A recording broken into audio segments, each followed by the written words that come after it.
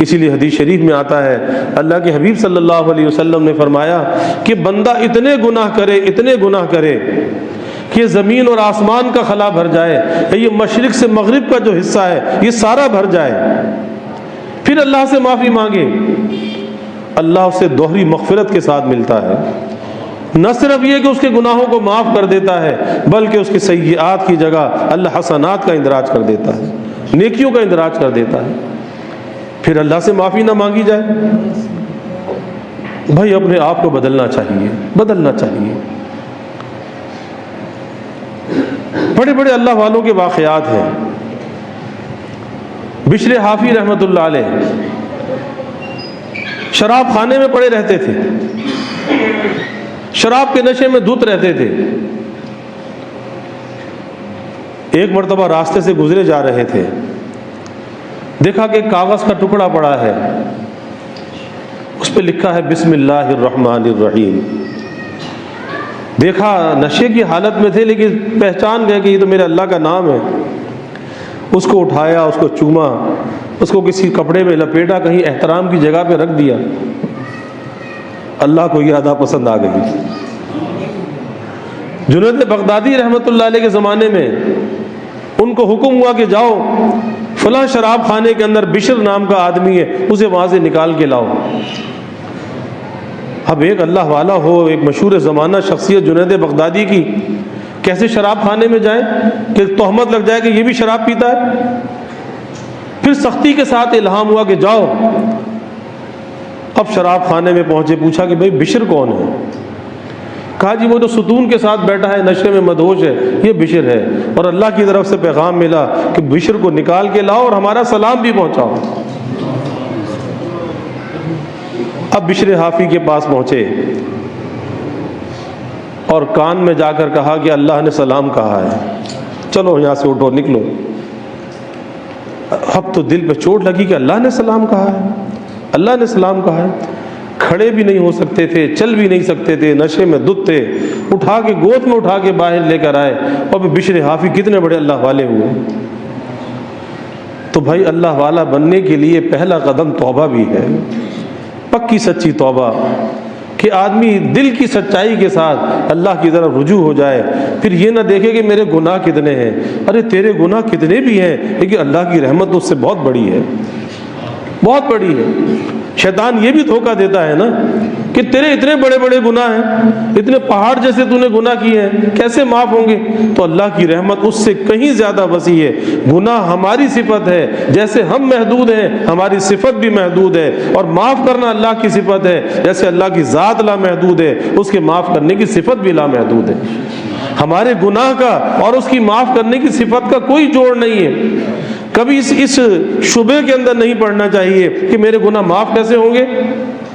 ارے اس کی رحمت کا ایک چھینٹا بھی کافی ہے، ایک چھینٹا بھی کافی ہے، ساری زندگی کے گناہوں کو بہا کے لے جائے گا۔ ایک ندامت کا آنسو پیش تو کر دے، دل کی سچائی کو پیش تو کر دے، پھر دیکھ کہ اللہ کا کیسے فضل متوجہ ہوتا ہے۔ لیکن بات یہ ہے کہ عزم پکا ہونا چاہیے، پختہ ہونا چاہیے کہ بس اب میں نے اپنی زندگی کو بدل لیا، اب میں نے اللہ کا ولی، اللہ کا دوست بننا ہے۔ آپ دیکھیں جگر مراد آبادی مجدد تھانوی رحمۃ اللہ علیہ کی خدمت میں آئے، ہندوستان کا کتنا بڑا نام تھا کہ جسے غزل کا بادشاہ کہا جاتا تھا۔ خواجہ صاحب رحمۃ اللہ علیہ فطری شاعر تھے اور آل انڈیا مشاعرے ہوا کرتے تھے، خواجہ صاحب بھی ان مشاعروں میں شرکت کرتے تھے۔ حکیم الامت کے دامن سے وابستہ ہوئے، خواجہ صاحب کی زندگی بدل گئی، مقبول بارگاہ ہو گئے، وضع خطا بدل گئی، حلیہ بدل گیا، اور وہ کیفیت ہو گئی کہ اتنا بڑا انگریزی دان، اعلیٰ تعلیم یافتہ، اس زمانے کا ڈپٹی کلیکٹر، لیکن اپنے شیخ کا سراپا بن گیا۔ تو جگر مراد آبادی نے کسی مشاعرے میں خواجہ صاحب کو دیکھا تو پوچھا کہ خواجہ صاحب یہ رنگ روپ کہاں سے آیا، یہ تبدیلی کیسے آ گئی؟ تو کہا کہ میرے شیخ ہیں حکیم الامت حضرت تھانوی رحمۃ اللہ علیہ، تھانہ بھون میں ان کی صحبت کی یہ برکت ہے کہ اللہ نے زندگی کو بدل دیا۔ اب جگر مراد آبادی نے کہا کہ خواجہ صاحب دل تو میرا بھی چاہتا ہے کہ میں تھانہ بھون جاؤں، لیکن ایک بڑی گندی عادت ہے کہ میں شراب پیتا ہوں، نہ معلوم اس حالت میں حضرت تھانوی رحمۃ اللہ علیہ مجھے قبول کریں گے یا نہیں کریں گے۔ خواجہ صاحب نے کہا کہ بھئی یہ بات تو میں پوچھ کر بتا سکتا ہوں کہ قبول کریں گے یا نہیں کریں گے۔ خواجہ صاحب تھانہ بھون آئے، کہا کہ حضرت جگر سے ملاقات ہوئی تھی اور جگر تو یہاں آنا چاہتا ہے، لیکن کہتا ہے کہ میں شراب پیتا ہوں، نہ معلوم اس حالت میں حضرت قبول فرمائیں گے یا نہیں فرمائیں گے۔ تو حکیم الامت رحمۃ اللہ علیہ نے پوچھا کہ خواجہ صاحب تم نے کیا جواب دیا؟ کہا کہ میں نے تو کہا کہ حضرت سے پوچھ کے بتاؤں گا۔ کہا کہ ارے خواجہ صاحب، جب رسول اللہ صلی اللہ علیہ وسلم ایک یہودی کو اپنا مہمان بنا سکتے ہیں تو جگر تو مسلمان ہے، میں اسے اپنا مہمان کیوں نہیں بنا سکتا؟ ہاں اتنی سی بات ہے کہ میں اسے خانقاہ میں نہیں ٹھہراؤں گا، اپنے گھر کا ایک کمرہ دے دوں گا، کیونکہ خانقاہ ایک وقف جگہ ہے، اپنے گھر کا ایک کمرہ دے دوں گا، اس کمرے میں وہ آ کر رہے، وہ جانے اس کا خدا جانے، لیکن میں مہمان تو بنا سکتا ہوں۔ جگر مراد آبادی سے پھر ملاقات ہوئی خواجہ صاحب کی، پوچھا کہ حضرت سے میرے بارے میں پوچھا؟ کہا کہ حضرت نے یہ جواب دیا ہے کہ جب رسول اللہ صلی اللہ علیہ وسلم ایک یہودی کو مہمان بنا سکتے ہیں تو جگر تو مسلمان ہے، اسے مہمان کیوں نہیں بنا سکتا؟ لیکن خانقاہ ایک قومی امانت ہے، وہاں پر نہیں ٹھہراؤں گا، اپنے گھر کا ذاتی مکان کا کمرہ دے دوں گا، جگر جانے اس کا خدا جانے۔ گنہگار سے نفرت نہیں ہونی چاہیے، گنہگار کی حقارت دل میں نہیں ہونی چاہیے، گناہ کو تو برا سمجھنا چاہیے لیکن گنہگار کو برا نہیں سمجھنا چاہیے۔ فعل کی نفرت ہو، فاعل کی نفرت نہ ہو۔ وہ فاعل جس گھڑی توبہ کرے گا اللہ کا ولی بن جائے گا، اللہ کا دوست بن جائے گا۔ اگر ہمارے دل کے اندر حقارت آ گئی ہم مارے جائیں گے۔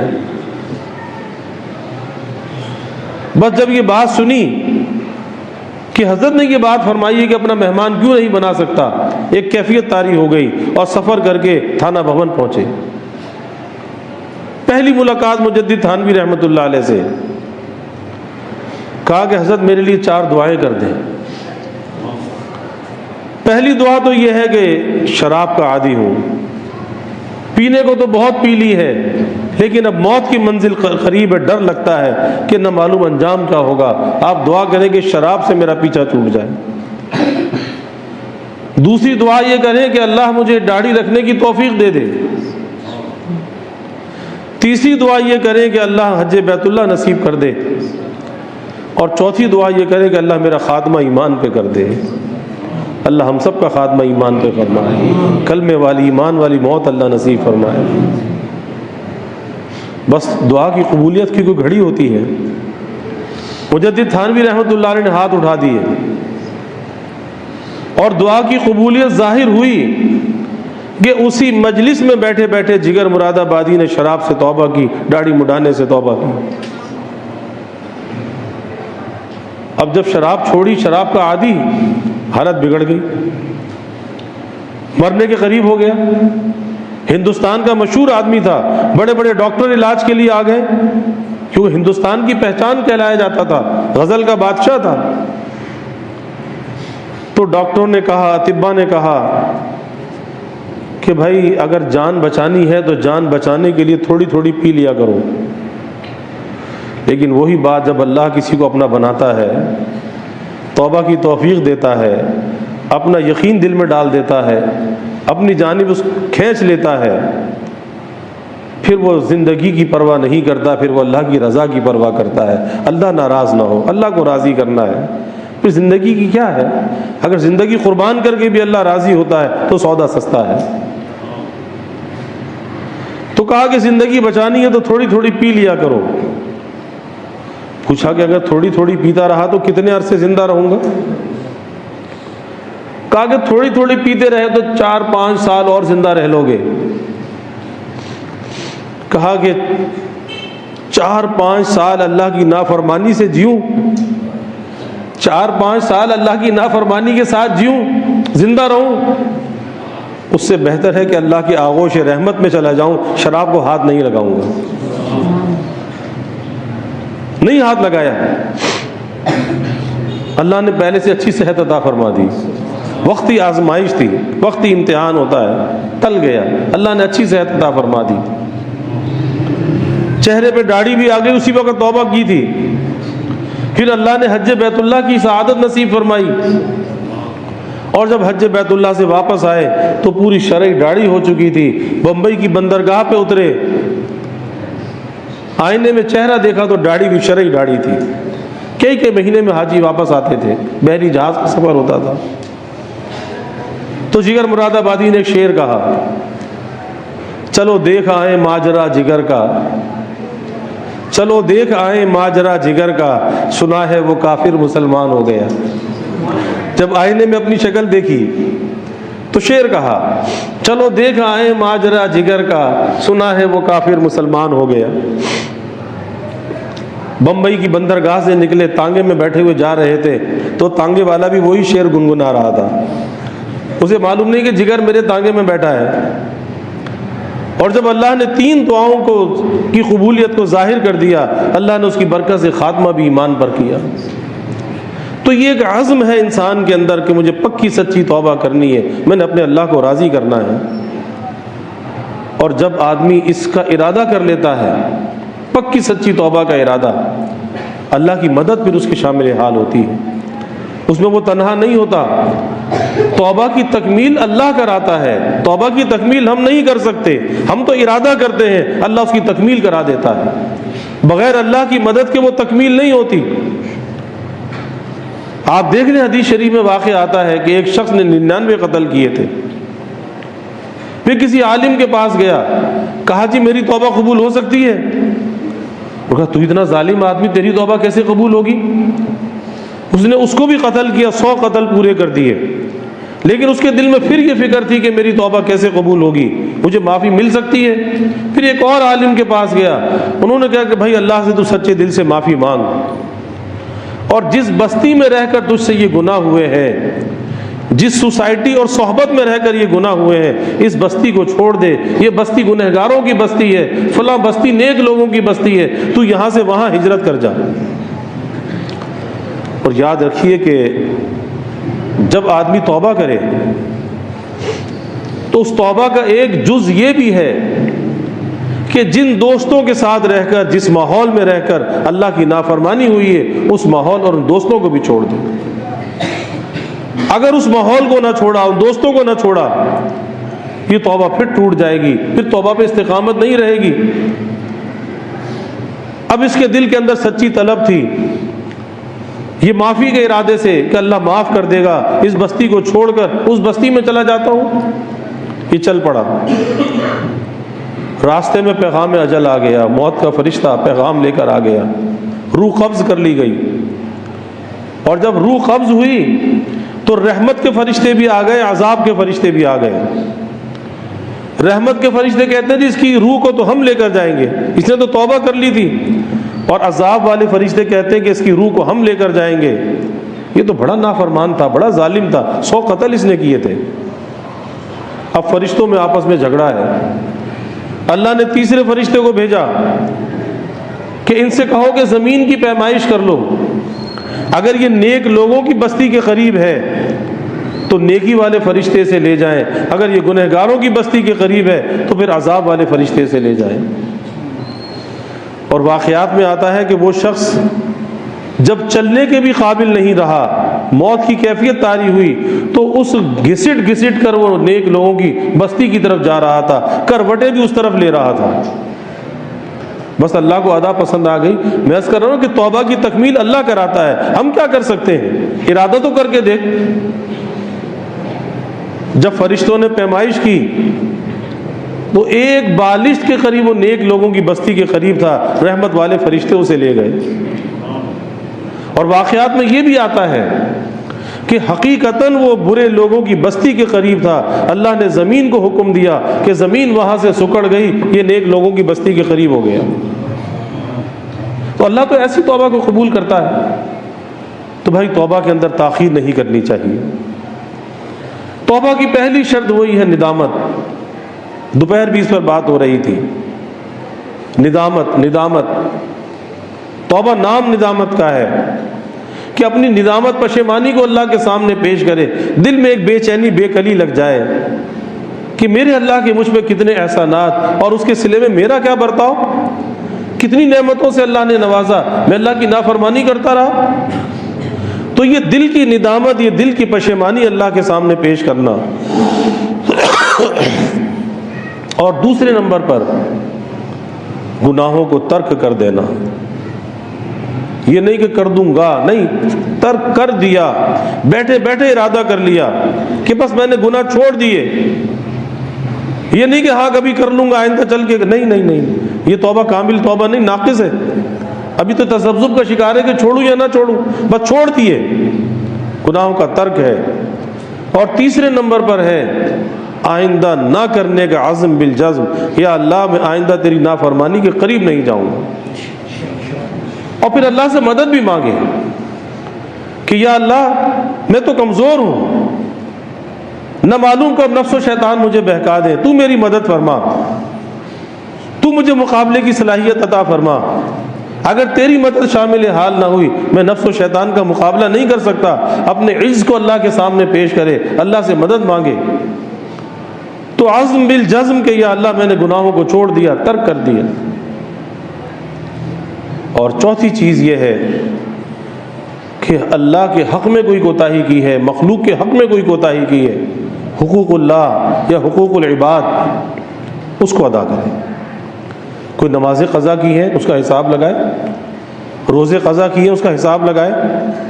اور یہ زندگی کا حساب لکھ کر رکھنا چاہیے کہ میرے ذمے یہ قضا نمازیں ہیں, قضا روزے ہیں, اگر میرا انتقال ہو جائے میرے مال سے فدیہ دے دیا جائے. یہ حساب لکھا ہوا ہونا چاہیے.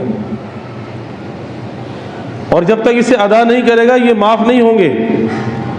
ہاں قضا کا گناہ معاف ہو جائے گا لیکن نمازیں ادا کرنی پڑیں گی, روزے رکھنے پڑیں گے. پھر کسی مخلوق کا کوئی جانی مالی حق ہے اس کو ادا کرے یا معاف کرائے.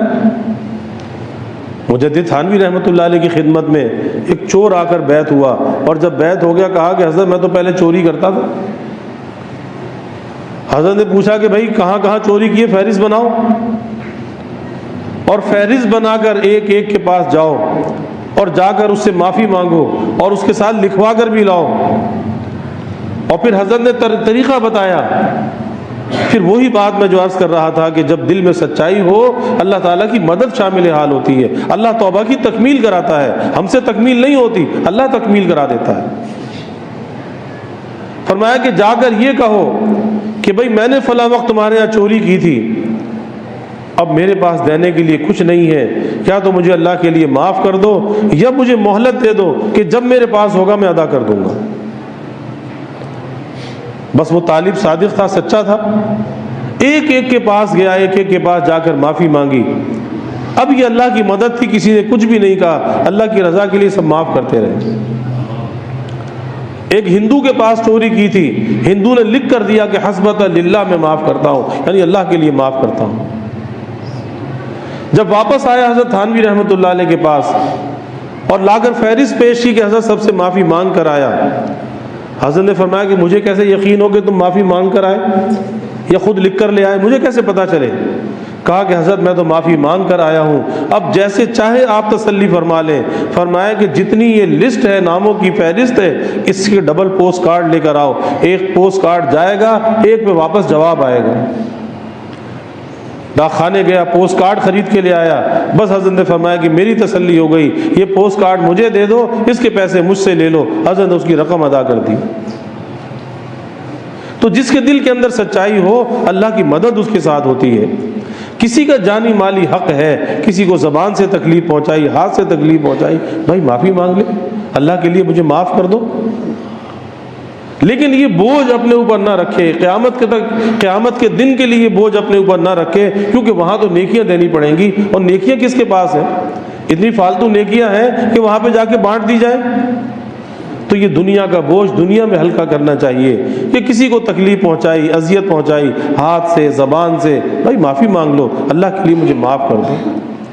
کسی کا مالی حق ہے، اللہ نے گنجائش دی ہے تو ادا کر دو، اور اگر گنجائش نہیں ہے تو مہلت مانگ لو یا معاف کرا لو، کیونکہ دنیا کی رسوائی کم درجے کی رسوائی ہے، آخرت کی رسوائی سے آخرت کی رسوائی بڑے درجے کی رسوائی ہے۔ تو اللہ تعالیٰ سے دعا ہے کہ اللہ ہمیں پکی سچی توبہ کی توفیق عطا فرمائے، اپنے ماضی پر ندامت، پشیمانی، گناہوں کا ترک اور عزم الجزم، بس یہی توبہ کے ارکان ہیں۔ اس طرح بندہ توبہ کرے، اور کسی کو بتانے کی ضرورت نہیں ہے، ہر بندے کا اپنے اللہ کے ساتھ ایک خاص تعلق ہے، دل ہی دل میں اللہ سے رجوع ہو جائے، دل ہی دل میں اللہ سے معافی مانگ لے، کسی کو بتانے کی کیا ضرورت ہے؟ ہر بندے کا اللہ سے خاص تعلق ہے۔ ہم تم ہی آگاہ ہیں اس ربط خفی سے، یہ خفیہ تعلق ہے نا اللہ اور بندے کا۔ ہم تم ہی آگاہ ہیں اس ربط خفی سے، راز کسی اور کو یہ معلوم نہیں ہے کہ اس بندے کا اللہ کے ساتھ کیا تعلق ہے۔ وہ کتنا ہی گنہگار سے گنہگار بندہ ہے، لیکن اس کا اللہ کے ساتھ خاص تعلق ہے۔ آپ دیکھ لیں، مشہور واقعہ ہے کہ موسیٰ علیہ السلام کے زمانے میں قحط پڑا، موسیٰ علیہ السلام اپنی قوم کو لے کر باہر میدان میں آ گئے، اب اللہ سے رجوع کر رہے ہیں، استغفار کر رہے ہیں۔ فرمایا کہ اس مجمع کے اندر ایک شخص ہے، اس کی وجہ سے یہ بارش رکی ہوئی ہے، جب تک وہ اس مجمع سے نہیں نکلے گا باران رحمت نہیں برسے گا۔ موسیٰ علیہ السلام نے اعلان کر دیا کہ بھئی ایک بندہ جو بھی ہے اس مجمع سے نکل جائے، اس کی وجہ سے ساری خلق خدا پریشان ہے۔ اب وہ بندہ جو بھی تھا، وہی بات جو میں ابتدا میں عرض کر رہا تھا، اس نے اللہ سے صلح کر لی، دل ہی دل میں وہیں کھڑے کھڑے صلح کر لی۔ اور اللہ سے صلح کرنا جتنا آسان ہے، دنیا میں اس سے آسان کوئی کام نہیں ہے کہ کوئی کسی انسان سے تو صلح کرے، ناک رگڑوا دیتا ہے۔ بیوی کو راضی کرنا، شوہر کو راضی کرنا، کسی بھائی کو راضی کرنا، ناک رگڑ جاتی ہے۔ اللہ کو راضی کرنا سب سے آسان۔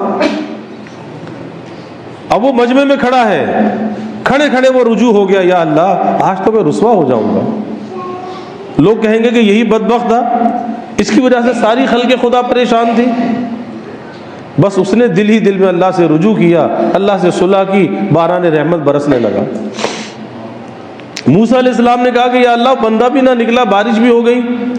فرمایا کہ ہاں ہمارے بندے نے ہم سے صلح کر لی، اور یہ جو باران رحمت جس کی وجہ سے رکا ہوا تھا، اب اس کی توبہ کی یہ برکت ہے، یہ باران رحمت برس رہا ہے۔ تو بھائی ہر گنہگار سے گنہگار بندے کا اللہ سے خاص تعلق ہے۔ دہلی میں ایک مرتبہ قحط پڑا، اب لوگ جاتے ہیں میدان میں نکلتے ہیں، علماء صلحاء اللہ سے دعائیں کر رہے ہیں، لیکن بارش نہیں برستی، خلق خدا پریشان ہے۔ تو اس زمانے میں جو طوائفوں کا بازار تھا، تو انہوں نے علماء کو کہلوایا کہ بھائی تم لوگ تو جاتے ہو، کچھ ہمیں بھی موقع دو اور ہمارے لیے پردے کا انتظام کر دو تاکہ کوئی ہمیں دیکھ نہ سکے اور ہم بھی جا کے اللہ سے دعائیں کرتے ہیں۔ اس پر کر رہا ہوں، کسی کو اپنی تقویٰ پر غرہ اور ناز نہیں ہونا چاہیے، نہ معلوم کس کی برکت سے کیا کچھ حاصل ہو جائے۔ ان کے لیے جنگل میں باہر میدان میں انتظام کیا گیا، قنات شامیانے لگائے گئے، اور وہ پردے سے آئیں اور آ کے اللہ کے سامنے اللہ زاری شروع کی، اپنے گناہوں پہ معافی مانگنا شروع کی، اللہ کی طرف سے باران رحمت برسنے لگا۔ تو ہر بندے کا میں عرض کر رہا ہوں، کتنا ہی گنہگار سے گنہگار بندہ ہے، اس کا اپنے اللہ کے ساتھ ایک خاص تعلق ہے۔ بس اس تعلق کی قدر کرو، اور اس وقت کے آنے سے پہلے کہ جب توبہ کا دروازہ بند ہو جائے، اللہ سے توبہ کر لینی چاہیے، معافی مانگ لینی چاہیے، اور پتہ نہیں کہ کب وہ دروازہ بند ہو جائے۔